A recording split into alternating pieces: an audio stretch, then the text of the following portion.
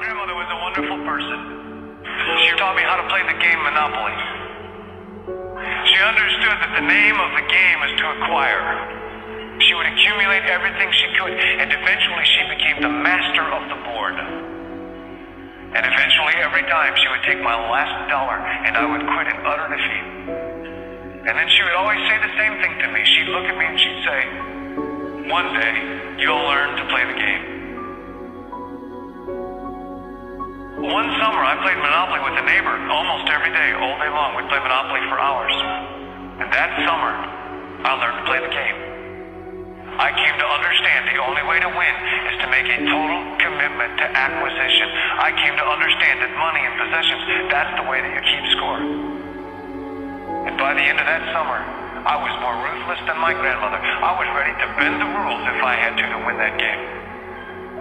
And I sat down with her to play that fall.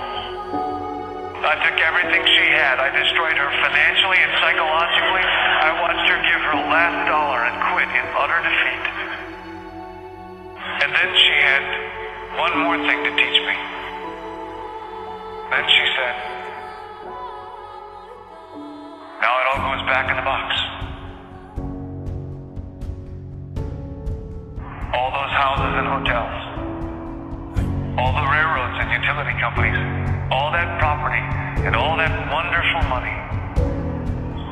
Now it all goes back in the box. I didn't want it to go back in the box. No, she said, none of it was really yours. You got all heated up about it for a while. But it was around a long time before you sat down at the board. And it will be here after you're gone. Players come, players go. But it all goes back in the box. Houses and cars, titles and clothes, filled barns, bulging portfolios, even your body.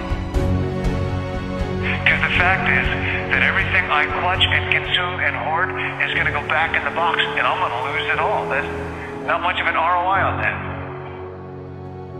So you have to ask yourself, when you finally get the ultimate promotion, when you've made the ultimate purchase, when you buy the ultimate home, when you have stored up financial security and climbed the ladder of success to the highest rung you can possibly climb it, and the thrill wears off, and it will wear off, then what?